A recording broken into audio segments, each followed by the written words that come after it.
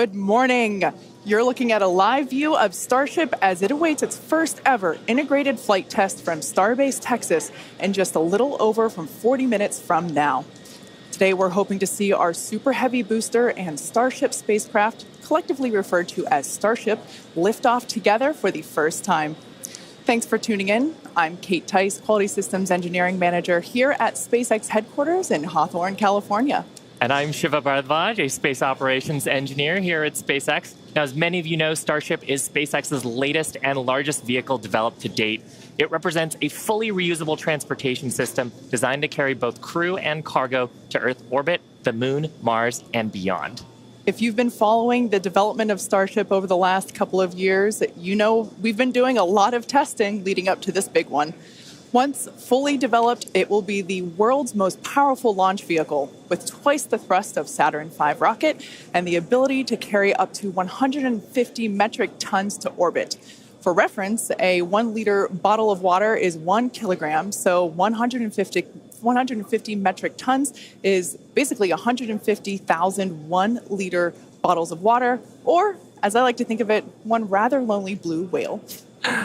Now, today's test will be the first of many as we work towards transitioning Starship from a developmental to an operational program. Our primary objective today is to gather as much data as we can around the fully integrated vehicles. That means the booster and the Starship and the ground systems.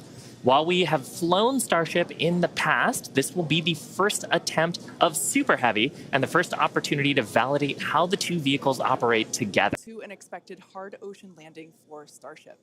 Whether we end the test with a hard landing or a rapid unscheduled disassembly, or some combination of both, excitement is pretty much guaranteed. Now, if it does all go well, Super Heavy will fire up its 33 Raptor engines, and it'll lift off from the launch pad down in South Texas. About 3 minutes into the flight, we're going to hope to see the Super Heavy separate from the Starship spacecraft. It'll then perform a flip maneuver. So there's that. You can see that on your screen. And then it'll boost back in order to make a hard landing in the Gulf of Mexico. And while that's happening, we hope to see Starship's 6 second stage engines ignite and watch as Starship coasts for about an hour at altitudes ranging between 150 and 250 kilometers before re-entering Earth's atmosphere and make its own hard landing in the Pacific Ocean about 250-ish kilometers offshore. Now, we are getting great camera views right now, but that's because we are on the launch pad, so we've got umbilicals and connections straight to the vehicle, but we aren't expecting to get very many good views once we get past booster separation. Yeah, we do promise, though, for any views that we do get, we will share them in real time. We are watching live with you all, so we're excited to see those views ourselves as well. Now, in a little bit, we are going to take a closer look at the vehicle and the launch pad. But first, today is a super exciting day. Everyone on the teams across Starship have been preparing, doing a number of tests and dress rehearsals for today's launch attempt. Yeah, that's exactly right. In fact, we saw a nice little recap of those tests in the intro video to today's webcast. For those of you that are following along, you know that many of those tests ended in those rapid unscheduled disassemblies, or RUDs as we like to call them. And it's been a long road to today. Just in 2022 alone, we had 9 static fires. We've had a couple of wet dress rehearsals. And of course, the launch control team has done numerous simulations as well. So major shout out to the teams that have been preparing for today's full up integrated test. In fact, we've got a shot of Star Command, the South Texas launch control team. Look at all the people ready for today's launch attempt. Yeah, that right there is our South Texas Launch Control Center. That is basically ground zero for everything that is happening today, in addition to a couple other control rooms that we have operating as well with operators on console, including the Mission Control Center here behind us here in Hawthorne, California. But with that being said, our very own Zachary Lupin is one of our SpaceX employees at our watch event in South Padre Island. Hey, Zach, how are things going on the ground? It is a great day for a test launch today, Kate. Hello, everyone. My name is Zachary Lupin, and I'm an avionics reliability engineer here at SpaceX, and I'm at the Cameron County Amphitheater, where a growing number of SpaceX employees are gathering to watch what we hope is the first liftoff of a fully integrated Starship. Now, the Starship team has worked incredibly hard for today's launch test. Over the past weekend, teams held a launch readiness review, which included a comprehensive review of all of our vehicle systems, looking at avionics, GNC, communications, software, structures, as well as our Raptor engines and propulsion in general. Now, we are only about 5 miles away from the launch pad, so it's a pretty good view for today. And as we get into as we start to approach T-0, everyone here is clearly very excited for the events that are happening today. So as we get closer to T-0, I'm going to throw it back to Hawthorne to talk more about a rocket. Awesome. Thanks so much, Zach. And we've actually got a little bit of a crowd forming behind us, too. Now, we've got a shot of Starship on the screen. The entire Starship structure you see is made of stainless steel. And when that's fully stacked, it stands about 120 meters tall and about 9 meters around. To help you give a sense of just how big that is, we've captured a video of some of our teams doing final integration prep work in advance of today's test flight. Just like Falcon 9, Starship has 2 stages, which we will talk a little bit more about in a minute. But in addition to those 2 stages, Starship actually has a 3rd stage called Stage 0. It consists of all the launch pad infrastructure built around the rocket. You can see a great view of it there on your screen. It's truly an engineering feat in its own right. And I feel like it's something we don't talk about very often. There's a lot of infrastructure that goes into fueling and preparing the launch vehicle before a large test like this, really any launch. Now, let's talk about Super Heavy. The name says it all. It's super, it's heavy, it's super heavy. It goes by some other names, the first stage or the booster, but whatever you call it, the Super Heavy will be the vehicle responsible for powering Starship against that mighty gravitational pull we've got here on Earth. And when it's fully operational, it's going to get Starship to orbit. The booster alone stands about 70 meters tall and is about the same height as a fully integrated Falcon 9, but with a diameter roughly 2.5 times that of Falcon 9 and with 33 much larger engines. Yeah, and having those engines, and oh my gosh, I love this shot. We can see looking up into the launch mount at the 33 engines on the booster. Those are each of the Raptor engines that's going to power today's launch attempt. Yeah, this is an incredible view. One of my favorite views that we're going to get today. We don't have this kind of view on our Falcon 9 launches, so this is so exciting to see. You can even make out the paint markers indicating which engine is which. Like we said, there are 33 of them. So there's a lot of fire that's going to be coming out from those engines in just over 31 minutes from now.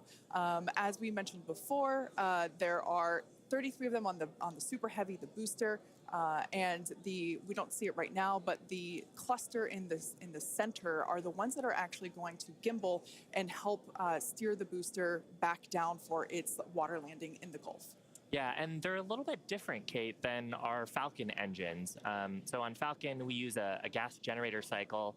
Here's a fantastic shot, actually, at the inner stage, so we can see the 6 engines that are on the ship side, 3 gimbaling in the middle, and then the vacuum engines, you can see 2 of them, and the other ones on the other side of the cluster in the middle here. So Raptor's a little bit different. It uses something called stage combustion, which means we basically pre-burn both the fuel side and the ox side, and then get those up to the right temperatures and pressures, and then mix them in the combustion chamber. It allows us to get higher thrust and higher efficiency on these engines than on Falcon 9. Now, Super Heavy also has 4 grid fins to assist with orienting itself during the return back to Earth, as today is the fully integrated flight test, and the first one, we're focusing on safely testing just the fundamental systems and operations on the vehicle. So what that means is we won't be attempting to land on land today. Instead, Super Heavy is going to be making that hard water landing in the Gulf. Starship, or the spacecraft, is the 2nd stage and makes up the top portion of the vehicle. It's designed for carrying passengers and cargo between destinations on Earth, Earth orbit, and planetary destinations. It stands 50 meters tall, a little taller than the Statue of Liberty. It's comprised of 6 Raptors. We saw those just moments ago. 3 of them are optimized for sea level, and the other 3 are vacuum engines, and they're optimized to operate in the vacuum of space. They provide a maximum of 258,000 tons of thrust in vacuum. The spacecraft is also outfitted with 4 flaps to help aerodynamically control the vehicle's attitude during atmospheric flight and enable precise landing at the intended location. You can see a view of those flaps there. Now you can see the entire stack is vertical, and that's because Starship is designed for vertical takeoff and landing, as opposed to taking off and landing like an airplane. And that's really important because we don't have runways on the Moon and Mars. Fortunately, gravity at both of those destinations is not nearly as high as it is here on Earth. On Mars, it's about a third of what Earth's gravity is, and on the Moon, the gravity is just a sixth of what it is here. So Starship can take off in both of those cases without needing the super heavy booster like we need here on Earth. Now, for today's test, Starship does not have its landing legs attached, and that's because we aren't going to be attempting to return to the launch site or land on land. It's going to be doing another hard water landing at the end of today's test. We can't wait.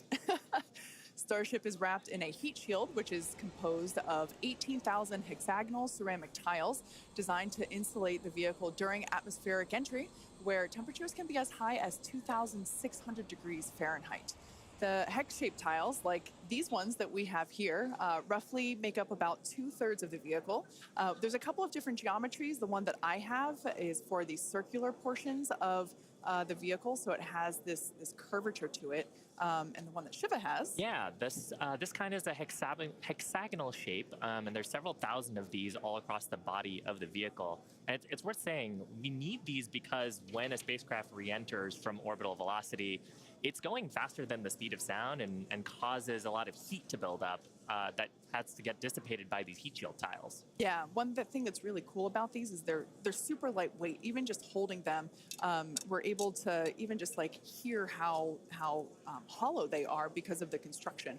But they do a great job of dispersing that heat during that atmospheric reentry.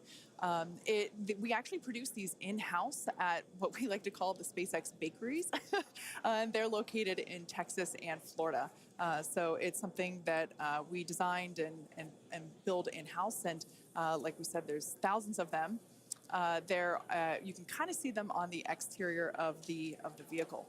So at this point in time, we are at T-minus 27 minutes and 18 seconds. So let's head on over to John Innsbrucker for an update on the countdown. Hey, John. Thanks, Kate, and good morning. I'm John Innsbrucker, Principal Integration Engineer here at SpaceX. We're currently loading propellant from the ground system into both the first and second stages. Now, both vehicles use the same 2 propellants. Our fuel is liquid methane at a temperature of just over 100 kelvins, or about minus 272 degrees Fahrenheit. Now, this is a different fuel from Falcon 9, where we use RP1 kerosene. And our oxidizer is liquid oxygen, the same as Falcon 9. But because there's no oxygen in space to support combustion, we have to bring our own. Now, a little bit of a recap. We did the go, no go poll at T-minus 1 hour and 45 minutes. And once the team gave their goes, we polled about 20 folks. We started loading propellants onto the booster at T-minus 1 hour and 39 minutes. And at T-minus 1 hour and 22 minutes, we began propellant loading of the ship, the second stage on Starship. Now, LOX loading of the second stage main tank is almost complete right now, but we'll actually stretch it out and wrap it up and finish at T-minus 5 minutes. And then at T-minus 3 minutes, as the booster finishes loading, the vehicle will be fully loaded with just over 10 million pounds propellant. Now, currently in the countdown, we've just passed the T-minus 26 minute mark. The good news is weather's looking good. You can see the blue skies there on the camera views from the drone. The only thing we're watching is winds. They are within limits at ground level. We expect they may pick up a little bit as we get farther into the window should we need to go that far. But the good news right now is that the weather is looking good. The range also is looking pretty good. We've moved almost all the boats out of the keep out zone overnight. We are working one, but we're still underway. And right now, as a reminder, If for any reason we do not make our test flight today, we have backup launch windows. This could be either 24 or 48 hours after today, and it'll depend on how far we get into the countdown. But coming up on 25 minutes to go, everything is looking good, Kate. In order to make life multiplanetary, we need a fully reusable vehicle that's capable of carrying a huge amount of cargo and a lot of people to orbit and have a pretty quick turnaround. The idea is to effectively reuse launch vehicles just like airplanes. Crowd is getting excited here in Hawthorne behind Mission Control, as you can hear. Now, imagine if you had to wait for a new airplane to be constructed every time you wanted to fly. You'd rarely go anywhere, and it would probably be completely unaffordable for most of us. In order for us to get to Mars and back with lots of people, multiple times, reusability is a must. Now, in the near term and a bit closer to home here on Earth, Starship will be critical to other programs as well. Once it's operational, Starship will deliver the full-size and upgraded version of our Starlink satellites. And that's super exciting because our next generation satellites represent a step forward in Starlink's capabilities and will provide more bandwidth and increased reliability to connect millions of people around the world with high-speed internet. And of course, Starship will fly a number of human spaceflight missions in the lead up to our first missions to Mars. Entrepreneur and pilot Jared Isaacman will command the first human spaceflight on Starship as part of the Polaris program. Jared served as a commander for Inspiration 4, the first all-civilian mission to orbit. Inspiration 4 launched aboard our Dragon spacecraft and Falcon 9 in September 2021, raising over $240 million for St. Jude Children's Research Hospital. The first human spaceflight on Starship will launch as part of the Polaris program, and you can learn more about that series of missions at polarisprogram.com. Now, our first lunar mission around the moon aboard Starship will be led by Japanese entrepreneur Yusaku Maezawa, also known as MZ. MZ flew to space for the first time in December 2021, and he purchased all of the seats aboard Starship's first lunar mission in order to give artists and creators from all over the world the opportunity to go.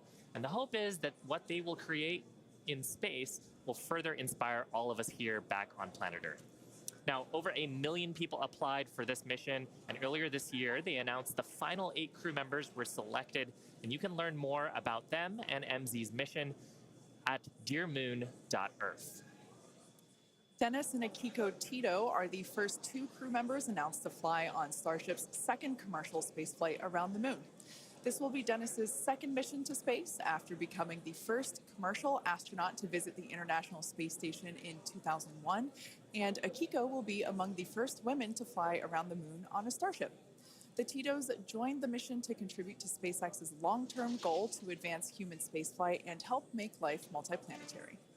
SpaceX is also incredibly honored to be part of NASA's Artemis program to establish a sustainable presence on the moon to prepare for missions to Mars. Starship's early test launches, followed by those regular Starlink deployment missions and propellant transfer demonstrations, are directly advancing NASA's Artemis program, along with SpaceX's ongoing mission to make life multiplanetary. SpaceX will conduct an uncrewed demonstration mission to the moon prior to the Artemis 3 mission, which will mark humanity's first return to the lunar surface in more than 50 years. It's an exciting future, but let's talk a little about how we got to today. Now, Starship testing ramped up in July of 2019 with the Star Hopper prototype. It's sort of a short version of the Starship that we see today. There's a picture of it on your screen, the lovable water tower. Now, standing at just over 18 meters tall, the Star Hopper had a single engine and was test flown to perform landing and low-level altitude maneuvers. Starship's initial flight test was a hop that reached about 20 meters in altitude. This was followed by a second hop, the one that we've got on our screen, that rose to 150 meters in altitude. We took a little jaunt away from the launch pad and ended up landing about 100 meters or so further away from it, and you can see that on your screen. Now, notably, this was the first time that we had used a Raptor engine in flight and demonstrated control of this kind. As a Star Wars fan, I can't not see a flying R2-D2 there. Now, after a series of 150-meter hop tests with earlier prototypes, the Starship program saw a huge breakthrough during a test flight of the vehicle known as serial number 8, or SN8. SN8 demonstrated a first-of-its-kind controlled aerodynamic descent and landing flip maneuver. Yes, I'm talking about the belly flop. This 12.5-kilometer hop test took place December 2020 and saw the SN8 prototype ascend to an altitude of 12.5 kilometers and conduct a belly flop maneuver. While it didn't stick the landing, the test was a major milestone in the development of Starship. I love seeing the belly flop maneuver. Now, testing continued with the prototype on serial number 9. That was a 10-kilometer flight test in February of 2021. We had a nominal ascent, engine cutoff, reorientation, and controlled descent were stable. However, we unfortunately had a dramatic ending to the end of that flight when we had a failure on its engine to relight. That resulted in one of those rapid unscheduled disassemblies. But what was really, really exciting about both serial numbers 8 and 9 is how quickly we were able to achieve just our primary objectives in those 2 high-altitude test flights. In addition to getting lots of great data, Starship successfully demonstrated control of the vehicle and subsonic re-entry capability.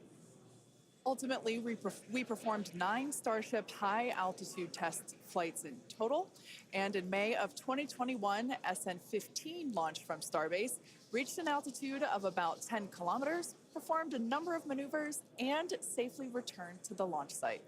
This was the first Starship prototype to fly, control its descent, safely land, and to be recovered in one piece. Now, having achieved that success in our suborbital campaign, one of the next big challenges for upper stage reusability is to survive the high heating hypersonic phase of entry. Combined with the ability to refill our Starship's tank with fuel and oxygen while on orbit is what will enable a fully reusable transportation system that's designed to carry both crew and cargo on these long-duration interplanetary flights, and that's ultimately what will help humanity return to the moon and travel to Mars and beyond in our solar system. So as you can tell, it is nothing but an iterative process to get to the point that we are today and where we will go from here. That iteration is a core process of how we work here at SpaceX. We like to fly and we like to test early and often, both on the side of hardware and software. Yeah, that's an awesome point, Kate. Now, we are continuing our countdown to Starship liftoff just over 17 minutes from now. So, of course, let's check in with John for another status update. John? Thanks, Shiva. Clock is coming up on T-minus 17 minutes from liftoff. We're continuing to click towards 0. However, right now, we've just begun listening in. The first stage team is working a pressurization issue. They're troubleshooting that right now. Now, we do have the option, if need be, if we can't solve this, then we would hold the count and probably treat today as a wet dress and not be able to launch. However, we are continuing to do propellant loading on both the Super Heavy and the ship stages. Now, most recently, we began loading liquid oxygen and methane fuel into the header tanks on Starship. At the very top, just underneath the nose there are 2 small spherical tanks. That's where the fuel and liquid oxygen header tanks are. That started at T-minus 27 minutes, and that propellant loading will continue until T-minus 9 minutes. We'll also continue loading the main tanks of the Starship second stage, although they're pretty much full right now. Everything will drain back as we get ready for launch at T-minus 5 minutes. Now, on the first stage, we're continuing to load the massive amount of propellant onto the Super Heavy booster. That's going to continue until T-minus 3 minutes. You can see the frost line on some of the views as both liquid methane and liquid oxygen go into the tank. It's 16 minutes and counting. We're also currently configuring the launch pad for liftoff. The booster hold downs are being prepared for the release at liftoff, and the second stage quick disconnect is beginning its configuration for release. The liquid oxygen and methane that are going into the second stage go through that quick disconnect. You can see it in some of the views, the arm that comes out just to the base of the second stage. That'll move out of the way as we lift off. At the same time, the SpaceX team continues to check in with the Coast Guard. We're working one boat that's in the safety perimeter They are working to get that boat out of the way. We cleared several other boats out overnight. We're down to one, and we expect that'll be clear so that we can proceed with launch out over the Gulf of Mexico. But as a reminder, T-minus 15 minutes, 10 seconds and counting. We are working an issue on the first stage, and we'll bring an update as we get more insight into that issue. Now, today's test flight is taking place out of our Starbase facility in South Texas, and that facility has gone through a tremendous amount of change and growth in a really short period of time. Yeah, I mean, 3 years ago, not much even existed there. It was a very different scene, as you can see by that photo there on your screen. Fast forward to today, and the team is building out an entire production line. Yeah, last year they built 4 Starship Super Heavy boosters, 5 Starships, our 200 Raptor 2 engine, and this year they're targeting 5 boosters, 8 Starships in production for 2023. And really, you do need a production system to rapidly iterate, like we were talking about earlier, on the design of the vehicle as we learn more about it from these large tests. Yeah, absolutely. Pulling on my industrial engineering background, system fill is something that is critical to that goal. Being able to produce and launch multiple Starships means that we have to have a system full of those production vehicles, and we iterate on each one. So even the next Starship that will fly in whatever the next test is will be different than the one that you see there on your screen now. Now, the employees who have been at SpaceX a while say that Starbase does remind them of the early Falcon 1 days, except moving a whole lot faster. The team at Starbase is expanding as fast as the facilities are, and if you've ever wondered what life at Starbase is like, here's a quick peek.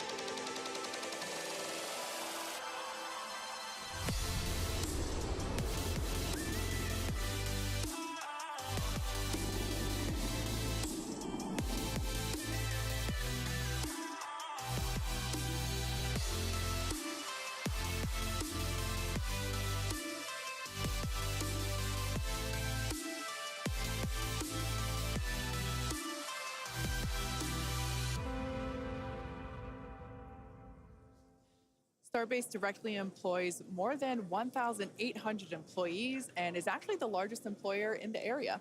Yeah, and from that video, you can really tell, like, it's a beautiful location. It's close to the ocean. There's tons of wildlife. And that's because being close to the equator is actually a fantastic way to get to orbit. Yeah, I love that we have so many employee events that allow us to participate with ocean cleanup and other environmental efforts there. We'd also like to thank Cameron County for being so supportive for all of our work in that area. Now, in addition to Starbase, we'll soon be adding another Texas location to the SpaceX family. We're opening a new facility in Bastrop, Texas, just outside of Austin, to support Starlink hardware production. The new facility will be over 500,000 square feet of manufacturing space, and the team has already started hiring. Now, we have all kinds of openings in production and manufacturing for technicians and leadership and manufacturing engineers and all kinds of site support roles. Basically, if you can think of a role, we're probably hiring for it. So if you're interested in helping expand human life to other planets or helping internet access here on Earth, consider becoming part of the SpaceX team at spacex.com/careers. Now, with that, let's check back in with Zach down at Starbase one last time before launch. Howdy, Zach. Hello, Kate and Shiva again. You can really feel the energy here at South Padre Island as more of the SpaceX team have gathered. We're standing just over 5 miles away from the launch mount, and so from here we've got a very nice view. I would basically say these are some of the best front row seats you could get, and might I add, beachside as well. Now, the Starship team has worked incredibly hard to get ready for this test, and we're all clearly excited for T0. And as we get into the final moments, one issue that could hold the countdown or cancel the test altogether is if a boat enters the safety perimeter. Now, over my shoulder is the Gulf of Mexico, which is normally very open to all of the boaters and fishers. However, today, SpaceX is closely coordinating with the United States Coast Guard to establish a safe zone and ensure public safety. And up to T0, SpaceX is in regular communication with the Coast Guard to ensure there are no boats in the area leading up to the launch. Now, fingers crossed that does not happen. Now, I'll throw it back to the folks at Hawthorne as we get closer and closer to that T-0. To all of the boaters and fishers, however, today, SpaceX is closely coordinating with the United States Coast Guard to establish a safe zone and ensure public safety. And up to T0, SpaceX. We're just inside T-9 minutes and counting. We're listening on one of the background loops right now. Flight director is talking about the issue we've had on first stage, working the pressurization system.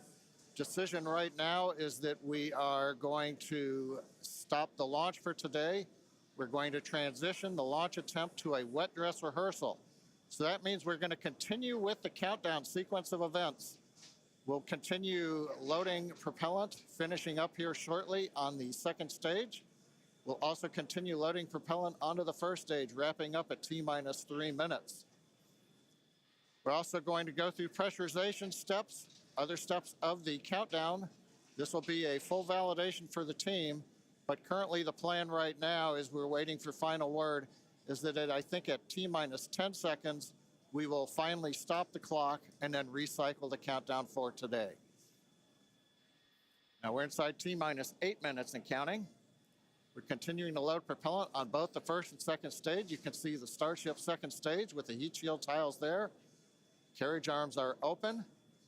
You can see the condensation around the first stage tank as we load liquid methane and liquid oxygen into the large super heavy first stage.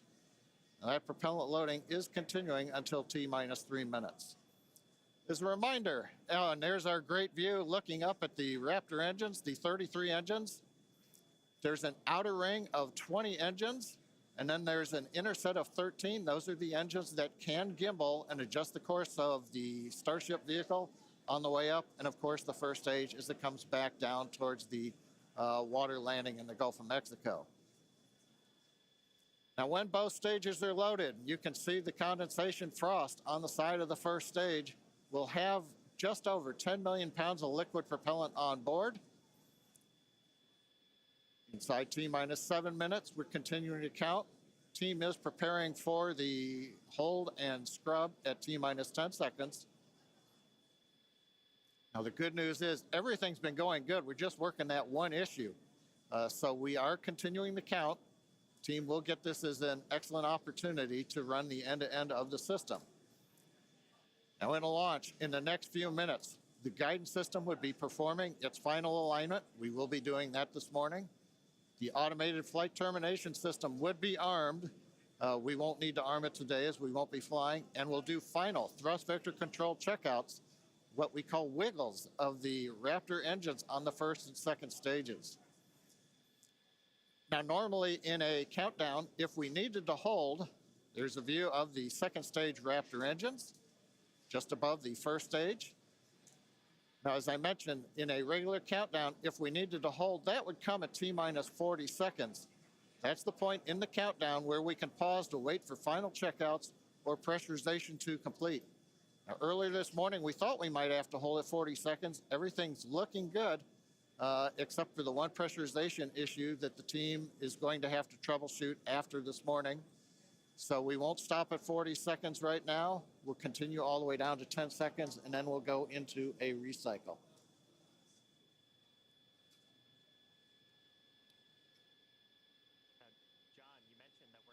jumping into a wet dress rehearsal here, and I actually Now we're think coming up T-minus 5 minutes. Overall, though, Kate Shiva, it's been a good day. It's a little sad listening to the flight director say that we're going to have to stop at 10 seconds.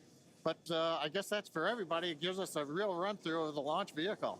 Yeah, it's unfortunate. Of course, we wanted to see fire today and lift off, but that's okay. The point of the countdown is to allow the teams to progress to that T0 time in a coordinated fashion and really to unveil any issues prior to the ignition sequence. So the countdown did its job today.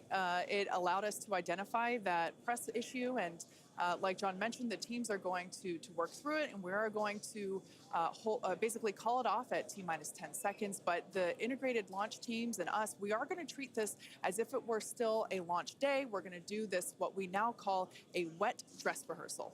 Yeah, and we've mentioned the term a couple of times here. We call it a wet dress rehearsal because we are wetting the propellant tanks. We are loading propellant into the vehicle. We've talked about the frost line a little bit here. That exercises the stage 0 system, the ground system, all of our infrastructure that loads propellants onto the pad.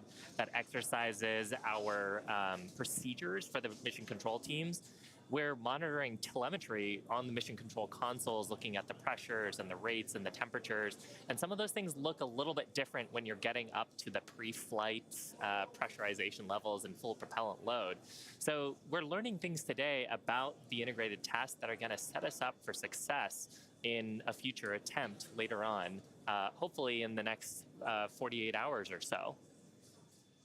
And Kate, like it's also worth mentioning here, we're still going to take the count through to a pretty around the T-minus 10 second mark. So we're really going to exercise everything that we would up until that point in the vehicle states and ground procedures. Yeah, it's like we said before, any data that we can collect today is super helpful. And that's exactly what we're doing. We are continuing to collect this data and allow the teams to have be better informed for the next attempt. Unfortunately, due to the needing to recycle the propellant, we are looking at a minimum of 48 hours until we are able to attempt this flight test again. So we're not quite sure what that timing will be at the moment, but we're looking at a minimum of 48 minutes. Or excuse me, of 48 hours at this point in time. But Shiva, exactly as you said, things look a little bit different on launch day. And we allowed the countdown to do its job, to basically get to this point, to allow the teams to work through the issues. And we're going to continue, like we said before, we're going to continue all this down all the way to T-minus 10 seconds. And that will really allow the teams to pretend like this is launch day and continue and gather that data. Yeah, Kate, on the one hand, it's a little bittersweet. On the other hand, we watched them go all the way through. First stage propellant load, just now wrapping up. The second stage, even the header tanks up under the nose of the Starship that you can see on the monitors. Actually, that all went very well today. The weather was excellent. Everything was looking good. Sadly, we just have the one issue, but that is letting the team continue to count down. And we're going to continue with it here until we get the clock hold at T-minus 10 seconds. Yeah, so for those of you that have just joined us, we're now at T-minus 1 minute and 30 seconds to what would have been the launch of our Starship flight test. But unfortunately, due to a stage 1 issue, we are going to utilize today as a wet dress rehearsal. Instead, we are not going to attempt launch. The teams are basically saying that we're scrubbing our launch attempt for today, and we are expecting a minimum of 48 hours in order to recycle. So it's all good news, though. There's nothing really to be sad about other than we had hoped to be able to lift off today, but that's okay. Now, one thing to point out for folks, when we do come back, when we clear this and we fly, one of the things you'll hear in the last minute, you won't be hearing us because we'll be listening to the countdown. But at T-minus 30 seconds, that's when the flight director would give the final go for launch. Love to have heard that this morning, but it's something to look forward to. Absolutely. The other thing to look at is at T-minus 6 seconds, we begin lighting the engines. Up on your monitor, you can see there, T-minus 40 seconds. We did hit the 40-second hold point, and they are holding for a moment. in the end, they will release that hold. We'll go the last 30 seconds. But yes, when we do get to day of launch, the last thing to look at is in the last 6 seconds, light the Raptor engines in succession. So unlike Falcon 9, we're going to have to do that a little longer. We're hearing right now the clock is going to hold here at T-minus 40 seconds. The Super Heavy and Starship are looking good. So with that, Kate, it's been a fast-paced morning. Kiva, you know, we got through it fairly quickly. But at this point, we're going to have to call it a morning. Yeah, that's right. So for those of you that have recently just joined us, we unfortunately had a hold on the countdown today, and that is going to scrub our launch attempts. But we are expecting a minimum of 48 hours in order to recycle. So be sure to keep an eye on our social channels, and we'll share information as soon as it becomes available. Until then, stay safe, and we'll see you soon.